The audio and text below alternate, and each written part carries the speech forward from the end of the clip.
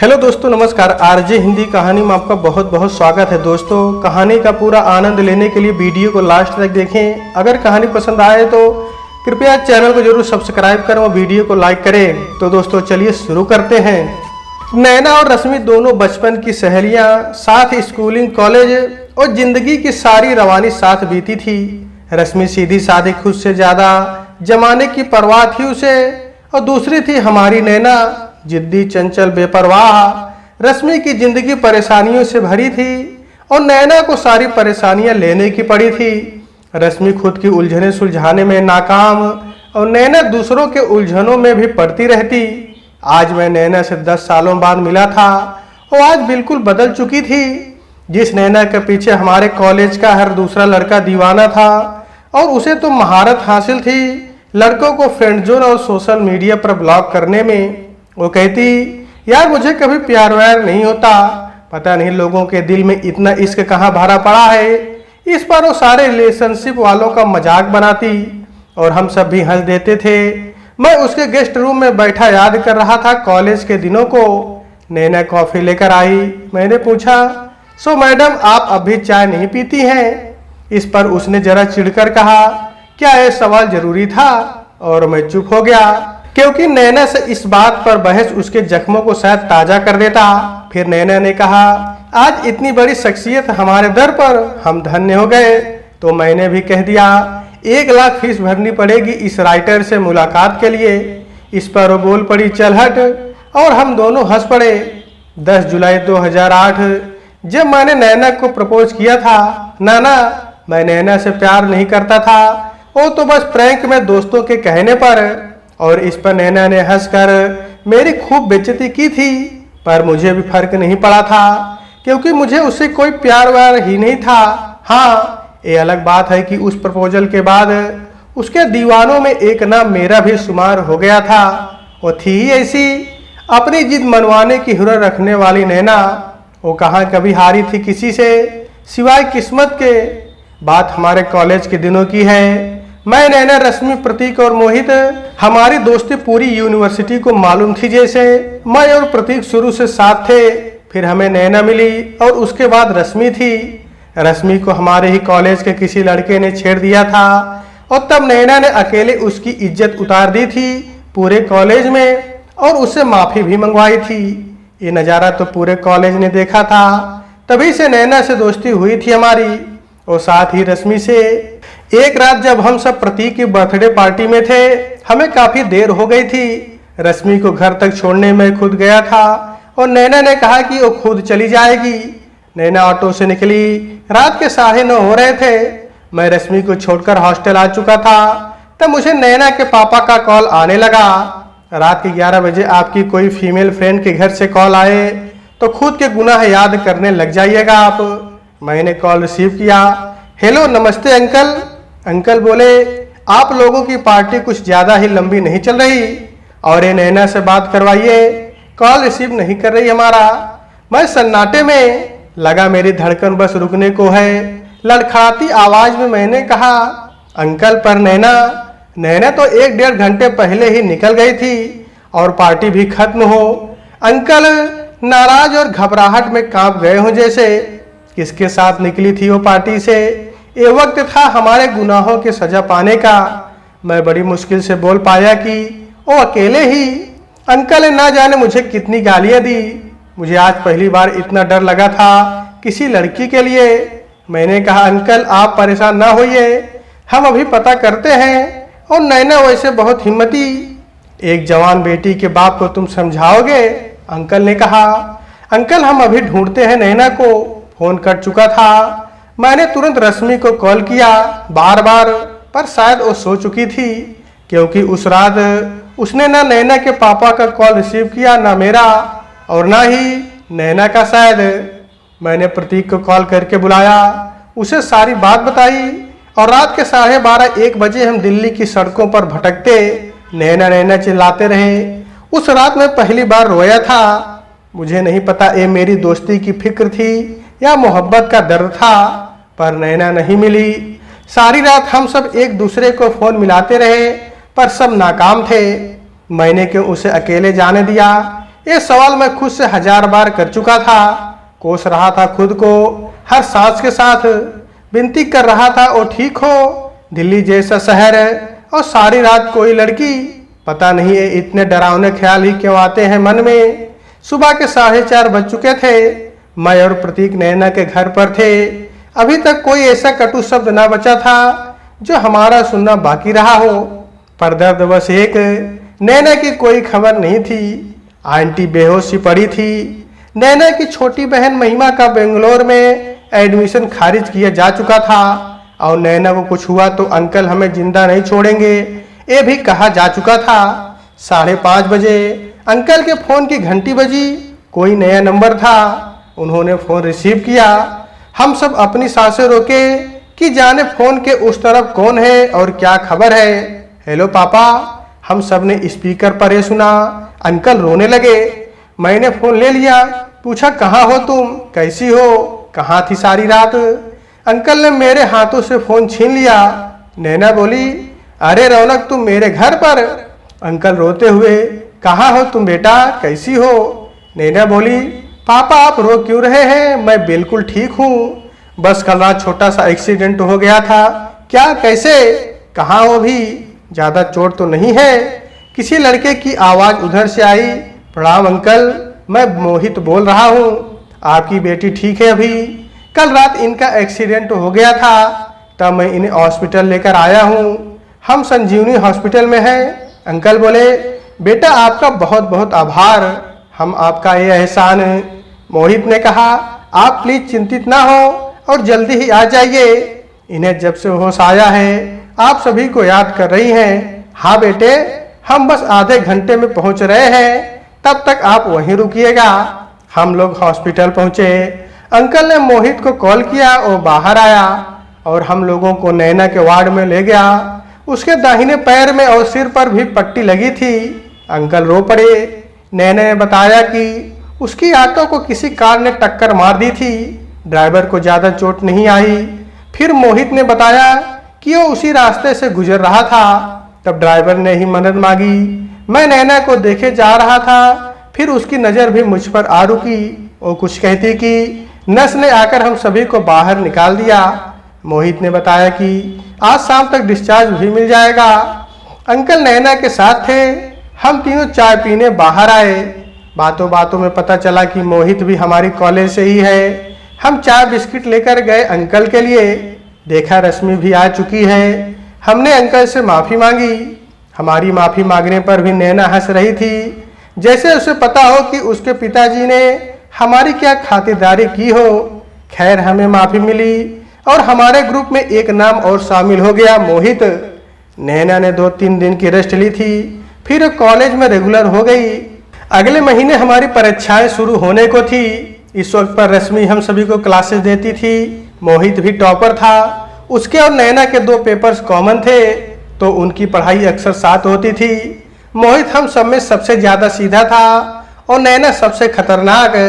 नैना को मैं भी पसंद करने लगा था, पर मोहित का उसके साथ होना मुझे कभी नहीं खलता था, क्योंकि वो बस पढ़ाई की ही बातें करता था। हमारी कैंटीन की चाय अक्सर साथ होती थी। हम सब चाय प्रेमी थे, सिवाय नैना के। मैडम का कहना था मैं पहली चाय उसके साथ पीऊंगी जिससे मुझे मोहब्बत होगी, या फिर कभी चाय ही नहीं पीऊंगी। उसकी इस बात पर हम चारों खूब हंसते थे। कुछ दिनों बाद हमारे कॉलेज फंक्शन में एक रोमांटिक प्ले होने वाला था, जिसकी हीरोइन थी नैना राजपूत और हीरो के ऑडिशन से ही चल रहे थे। मुझे एक्टिंग आती नहीं थी, पर मैंने सोचा हुआ था कि प्ले में हीरो जो भी हो, असल जिंदगी में नैना का हीरो मैं ही बनूंगा। खैर प्ले खत्म हुआ। मैं नैना का इंतजार कर रहा था, पर उसके बाद नैना दिखी ही नहीं। उस दिन कॉलेज में नैना और मोहित लॉन्ग ड्राइव पर गए थे। बस इतना ही मालूम हुआ था मुझे रश्मि से।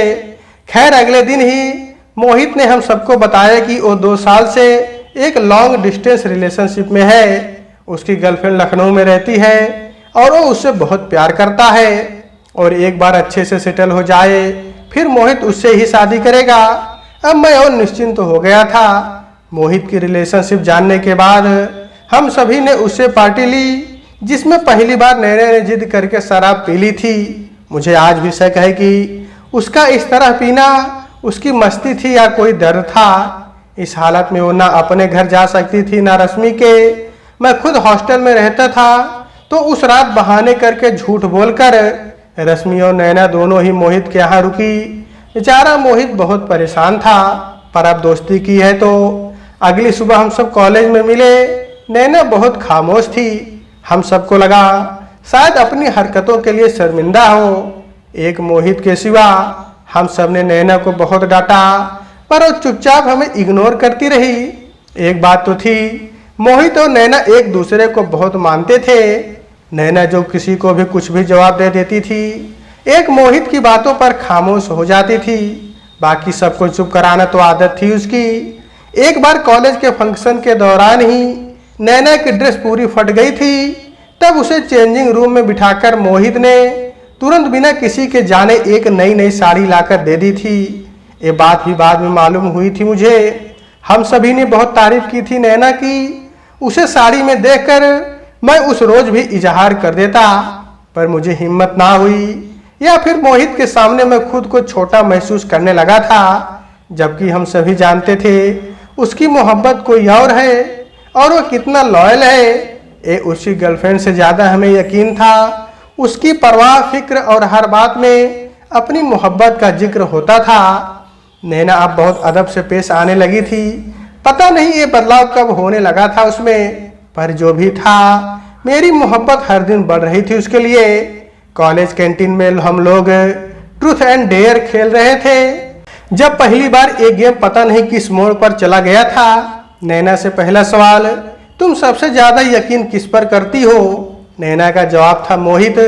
मुझे बहुत चुभन हुई थी, पर हंसकर बात को टाल दिया मैंने। अगला सवाल मोहित से, तुम सबसे ज्यादा किसे मानते हो? मोहित का जवाब, माँ को। मैंने बोला, अबे माँ को सभी मानते हैं उनके सिवा। इस पर मोहित, माँ के बाद मैं उसे मानता हूँ जिसकी हर फिक्र मुझे माँ की याद दिलाती है। हमने जैसे ही तालियां बजाना शुरू की और कहने लगे लखनऊ वाली, मोहित ने कहा, नैना पता नहीं मुझे वजह, पर मोहित की नम आंखों ने हमारी तालियां रोक दी। हम उससे कुछ पूछते इससे पहले वो वहां से उठकर चला गया और नैना भी पापा के कॉल के बहाने चली गई। मैं प्रतीक और रश्मि समझने की कोशिश कर रहे थे कि क्या ये प्यार है। नैना ने रश्मि को कॉल करके बुला लिया। हमने पहली बार मोहित को रोते देखा था और पहली बार नैना के पास जवाब नहीं था। मैंने बाद में रश्मि को भी कॉल किया, पर उसने कहा उसे कुछ नहीं पता। ये जब दो लड़कियां बेस्ट फ्रेंड हों, वो भी बचपन की, तो एक की मर्जी के बिना आप दूसरी का राज नहीं जान सकते। अगले दिन नैना कॉलेज नहीं आई। मैंने और प्रतीक ने मोहित को कैंटीन में रोक लिया जैसे उसकी रैंकिंग लेने वाले हो। हम मोहित से कुछ पूछते इससे पहले मोहित ने कह दिया, मैं नैना से प्यार नहीं करता। तुम लोगों को पता है मैं किससे प्यार करता हूँ, पर हाँ नैना मेरे लिए प्यार सबसे बहुत ऊपर है। प्यार नहीं करता, पूजता हूँ उसे मैं। मोहित की बातों ने मुझे झकझोर दिया था। ना हमारे पास कोई सवाल था ना जवाब। मोहित ने कहा, अगले सप्ताह से प्लेसमेंट के लिए कंपनियां आ रही हैं। मैं अब क्लासेस के लिए कॉलेज नहीं आ रहा। मेरी ड्रीम कंपनी आ रही है और मैं ये मौका गंवाना नहीं चाहता। Wish you all the best guys, कहकर मोहित चला गया। हमने भी इस टॉपिक को वहीं छोड़ दिया और मेहनत में लग गए। इस बीच ना मेरी नैना से मुलाकात हुई ना ही मोहित से। रिजल्ट्स आए, नैना और मोहित दोनों को एक ही कंपनी में प्लेसमेंट मिली थी। मैं खाली रह गया और प्रतीक ने भी एक कंपनी ज्वाइन कर ली। नैना मुंबई जाने से पहले सबको पार्टी देने वाली थी। हम सब मिले पर अधूरे से। नैना खामोशी और मोहित पता नहीं कहाँ फोन कॉल्स में बिजी था। आज मेरे नशे का दिन था। मेरी मोहब्बत जा रही थी। मैं 3 सालों तक तमाशा देखता रह गया। ये प्यार ही आपको कुछ भी कर जाने की हिम्मत देता है और कभी कभी लाचार भी कर देता है। मैं पूरी तरह नशे में डूबा था। जब नैना ने खुद सबके सामने आकर मुझे प्रपोज किया, मुझे विश्वास नहीं हो रहा था। लड़खड़ाते हुए मैंने एक नज़र मोहित की तरफ देखा और चुपचाप खड़ा था, जैसे उसे भी कुछ खोने का दर्द हो रहा हो। मैं खुशी में इतना बहक गया कि मैंने वही सबके सामने नैना को किस कर लिया। नैना को पाकर मैं इतना खुश था कि नशे में मेरी आंखें छलक गई थी। 4-5 घंटे बाद मुझे होश आया। मेरी आंखें खुलते ही मैंने देखा कि रश्मि अपनी गोद में मेरा सिर रखकर सहला रही है। मैं बहुत कंफ्यूज हो गया। फिर अचानक मुझे देख वो पता नहीं क्यों शर्मा गई और यह बोलकर चली गई कि मैं नींबू पानी लेकर आती हूँ। मेरा सिर दर्द से पहले ही फट रहा था और मुझे कुछ समझ नहीं आ रहा था। बहुत कमजोर सा महसूस कर रहा था मैं नीचे हॉल में आया। प्रतीक और मोहित मुझे वाहवाही देने लगे कि वाह रे छुपा रुस्तम, हमें तो पता भी नहीं चलने दिया। मैंने पूछा क्या बोल रहे हो, समझ नहीं आ रहा। तो प्रतीक ने आकर गले लगा लिया और कहा यही कि तुम भी रश्मि से इतना प्यार करते हो, हमें नहीं पता था। सबके सामने तुमने उसके इजहार का जवाब जिस तरीके से दिया, अबे इतनी हिम्मत आई कहाँ से? वो बहुत अच्छी लड़की है भाई, हम सब बहुत खुश हैं। ये सब सुनकर मैं वहीं लड़खड़ा कर गिर गया और सिर में चोट लग गई। मेरे कारनामे और रश्मि को छूना सब आंखों के सामने था। ये मैंने क्या कर दिया? मैंने इतने दिन की दोस्ती में आज तक ठीक से देखा भी नहीं था उसे, और उसने मुझे प्रपोज। रश्मि दौड़ती हुई आई और मुझे जोर से गले से लगा लिया। मैं अब भी उसमें नैना को महसूस कर रहा था। काश कि उस इकरार से पहले मेरी सांसें थम जाती। काश कि कोई कह देता ये सब झूठ है।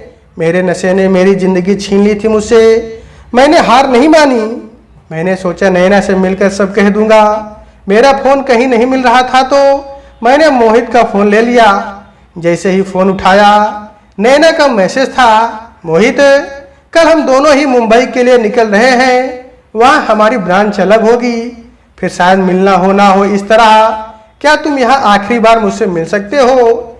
ये देखकर मुझे नफरत हो गई मोहित से कि वो तो रिलेशनशिप में, पर नैना उसे तो सब पता है मोहित के बारे में।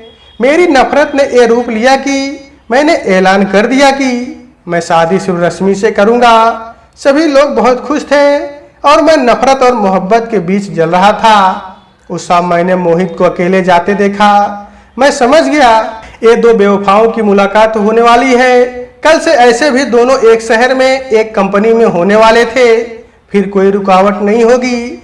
अगली सुबह हम सब दिल्ली एयरपोर्ट पर नैना और मोहित को विदा करने आए थे।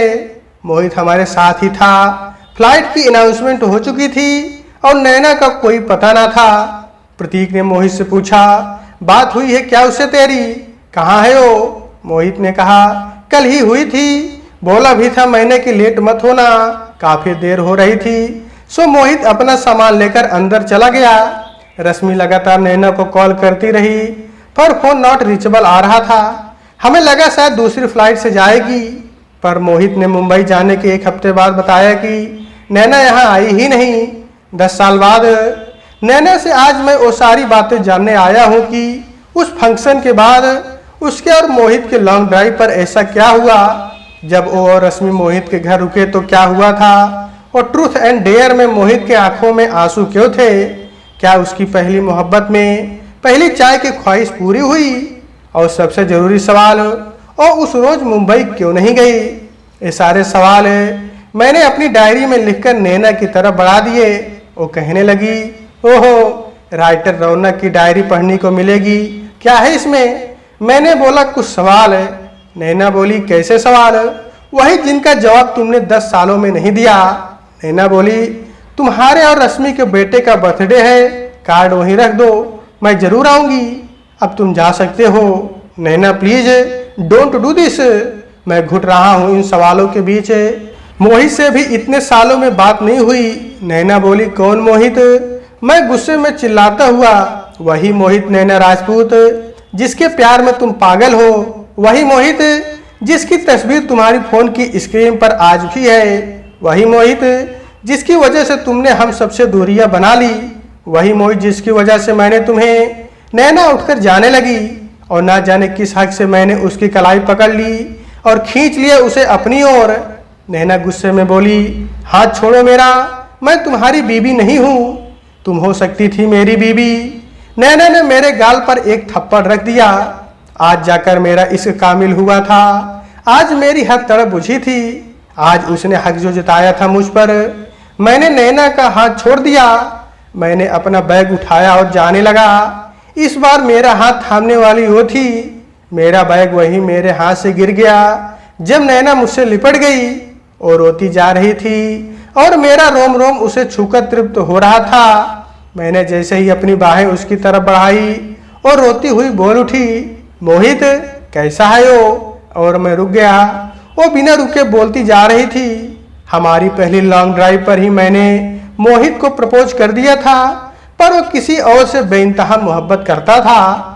मैंने अपने कदम वहीं रोक लिए थे, पर दिल उसको सब कुछ मान बैठा था। मोहित ने ना मुझे ठुकराकर मेरा अपमान किया, ना मुझे अपनाकर अपनी मोहब्बत का अपमान किया। हमारी आखिरी मुलाकात मुंबई जाने के एक दिन पहले मैंने उसे एक चाय की इजाजत ली थी। मैंने उसे लिपटकर रोने की इजाजत ली थी। बस कुछ पलों के लिए उसे महसूस करने की इजाजत ली थी। उसकी बाहों में पहली और आखिरी बार खुद को समेटना चाहती थी। वो भी मुझसे लिपटकर रोया था, पता नहीं क्यों। उस रात जब मैं और रश्मि मोहित के घर रुके थे, सारी रात खुले आसमान के नीचे मैंने अपना दिल खोलकर रख दिया था उसके सामने। पर वो इंसान अपनी मोहब्बत के प्रति इतना ईमानदार था कि मैं उसकी मोहब्बत को भी पूजने लगी थी। शायद मैं उस मोहब्बत के पैरों की धूल भी ना थी। अपने कंधे का सहारा दिया था उसने मुझे। मेरा हाथ थामकर उसने कहा था, तुम जैसी मोहब्बत कोई नहीं कर सकता, पर मुझे माफ कर देना, मैं खुद को उसके नाम कर चुका हूँ। उसके आंखों से बहते आंसू मेरे हर अनकहे सवाल के जवाब थे। वो हाथ जोड़े मेरे सामने खड़ा था। मैं एक पल के लिए उस पर अपना हक समझ लिपट गई उससे और बस यही कहा कि मुझे तुमसे कुछ नहीं चाहिए मोहित, बस तुम दोनों हमेशा खुश रहना। इस बात पर उसने मेरे होठों पर उंगली रखते हुए कहा, ना मैं उसे धोखा दे सकता हूँ ना तुम्हें। उसने हर मोड़ पर मेरा साथ दिया है और तुमने मुझे पूरा किया है, तो क्या तुम अगले जन्म मेरे हो सकते हो? इस बार वो मेरी गोद में अपना चेहरा छुपाकर रोया था, जैसे हम बचपन में कभी डरकर अपनी माँ की गोद में छुप जाया करते थे। और मैं वहीं अपना सब कुछ हार भी रही थी और जीत भी रही थी। और हाँ, मैं मुंबई कैसे जा सकती थी? मोहित दिव्या को मैं खुद एक होते देखना चाहती थी, पर मेरी हिम्मत नहीं थी। उसने मुझे जो एहसास दिए उसके बदले मेरे पास उसे देने के लिए कुछ नहीं था। बस शायद मेरी वो चुनर उसके पास रह गई। आह, मैं हार गया था आज इस मोहब्बत के सामने। मैं सच में आज बहुत छोटा हो गया था। मैंने तो नैना को हमेशा पाना चाहा, पर मोहित और नैना ऐसा इश्क मैंने कभी नहीं देखा था। इनकी मोहब्बत इबादत बन चुकी थी। नैना मुझसे दूर हटकर अपने आंसू पोंछते हुए, मोहित और दिव्या कैसे हैं? एक बर्थडे इनविटेशन उन्हीं के बेटे का है। एक कहकर मुझे भी नहीं पता मैंने उसे जोड़ा था या तोड़ा था। मैंने फिर कहा, काश कि तुम दोनों एक हो जाते नैना। नैना बोली, अगर एक हो जाते तो इस मोहब्बत की इबादत ना होती। अगर वो मेरा हो जाता तो मेरा खुदा रूठ जाता, जो उसे छोड़ देता तो मेरा गुरूर टूट जाता।